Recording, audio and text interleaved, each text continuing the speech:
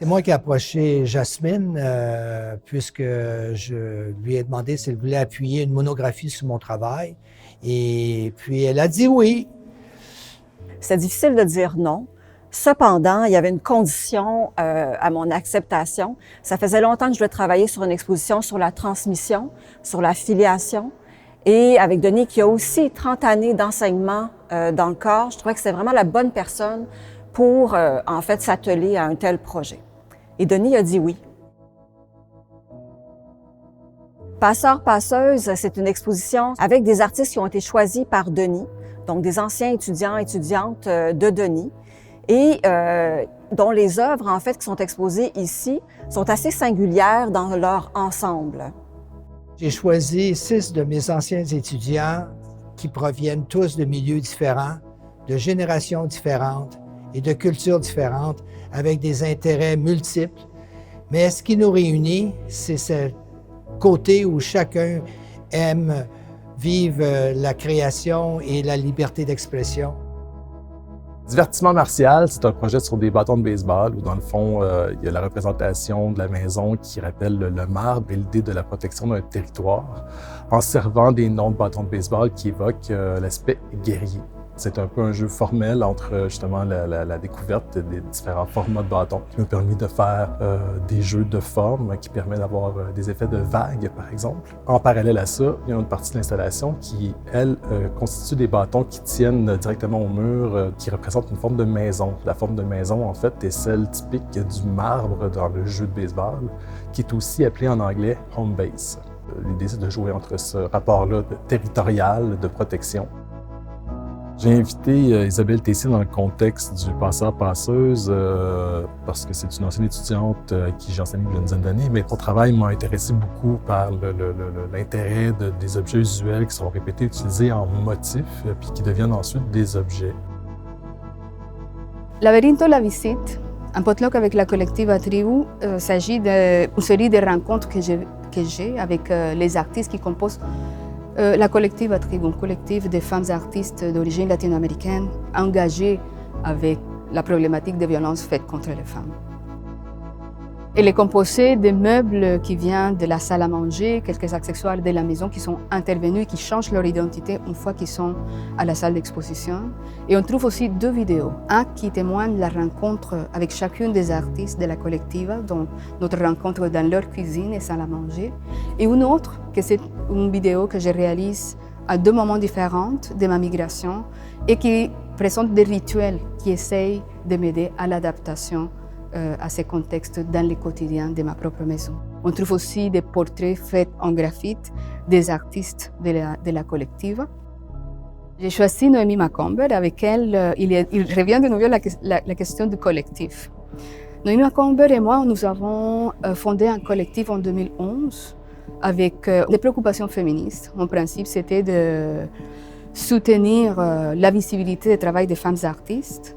Et l'œuvre qu'elle a choisie, Les Bleus du ciel, c'est une vidéo qui témoigne de plusieurs interventions qu'elle fait dans la nature, avec un drapeau presque transparent dans lequel, dans sa démarche de reconfiguration du drapeau du Québec, cette fois-ci, elle aimerait faire appel aux éléments de la nature comme éléments qui nous apportent des références de l'identité.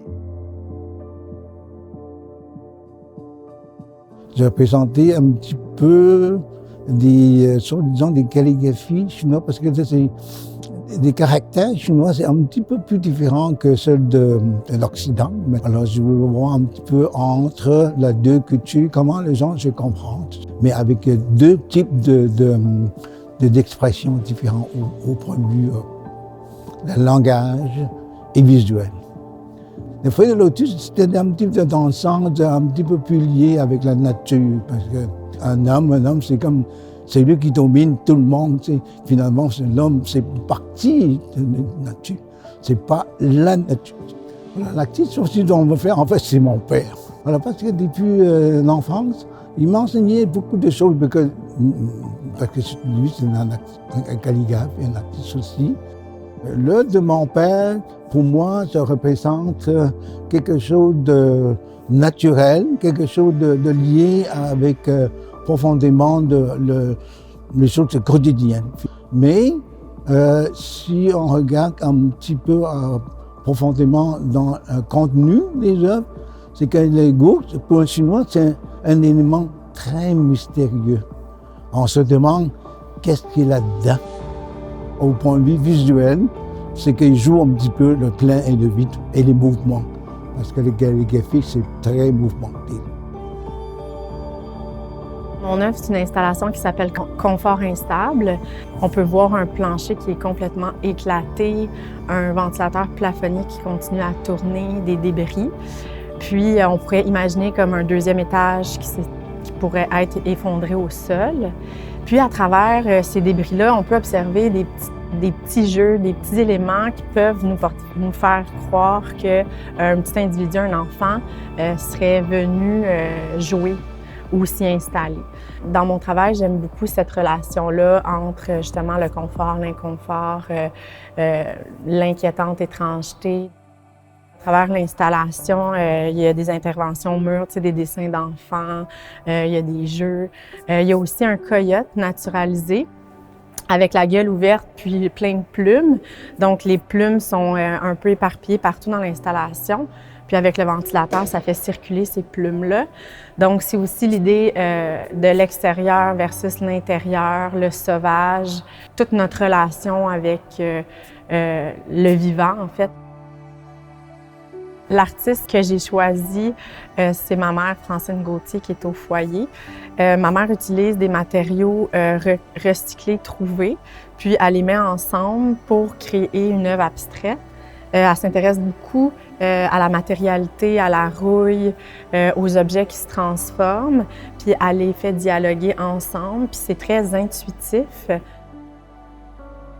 Dans cette œuvre en particulier, qui est intitulée « Sombre méditation sur les abîmes », je pense la difficulté de trop monde d'être dans l'existence. Puis, ce étant énoncé sur un mode tragico-comique, il y a toujours cette dimension-là, cette tension entre le tragique et le comique dans mon travail.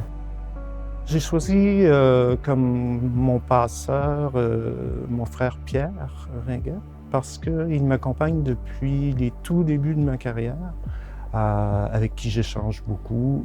C'est qu'on finit par avoir un rapport d'égal à égal. On s'influence nos productions l'un de l'autre. Puis c'est le genre de relation qui est rare, qui est précieuse. This piece is based on a number of processes of art making, from photographic-based image to photoserigraphy to drawing, and therefore there's many elements and many layers to it. This piece was really a reflection of me about what happened to the place where I come from.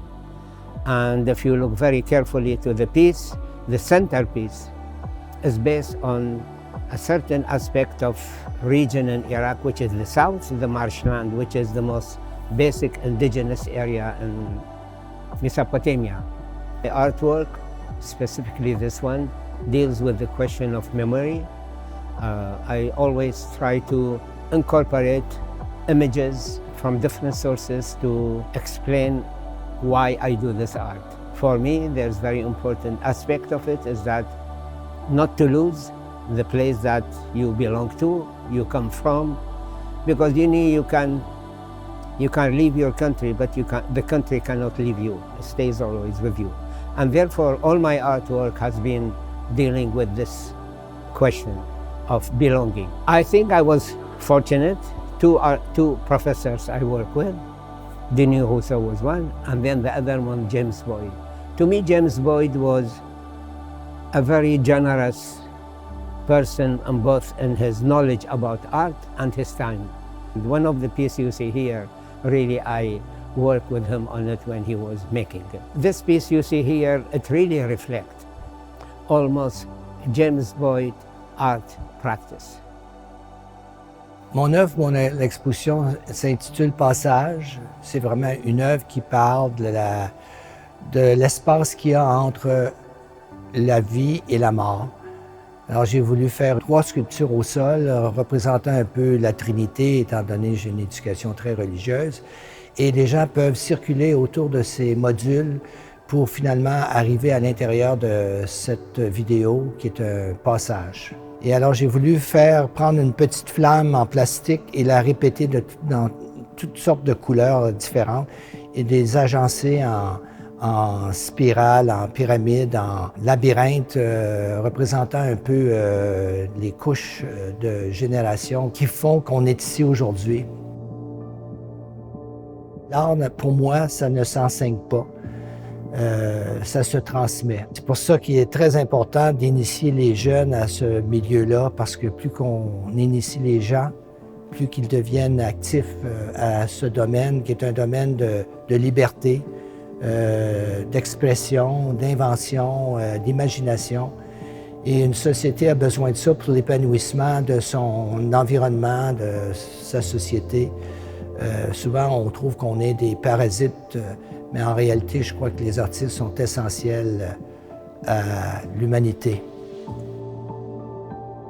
Le concours de dessin s'inscrit dans la grande exposition Passeurs-Passeuses et cette année, on a décidé de travailler le thème de la connexion humaine. Donc, il y a 45 lauréats qui sont exposés dans la salle. Il y a eu 400 participants en tout, des écoles primaires, de la première à la 6e année du primaire. Et le titre « Nos petites flammes » va vraiment faire un lien direct avec les sculptures de Denis Rousseau, où l'on trouve ces petites flammes interconnectées, colorées, les unes aux autres, et qui peuvent représenter justement ces liens qu'on tisse au fil de nos vies avec des personnes qui vont avoir été signifiantes, importantes.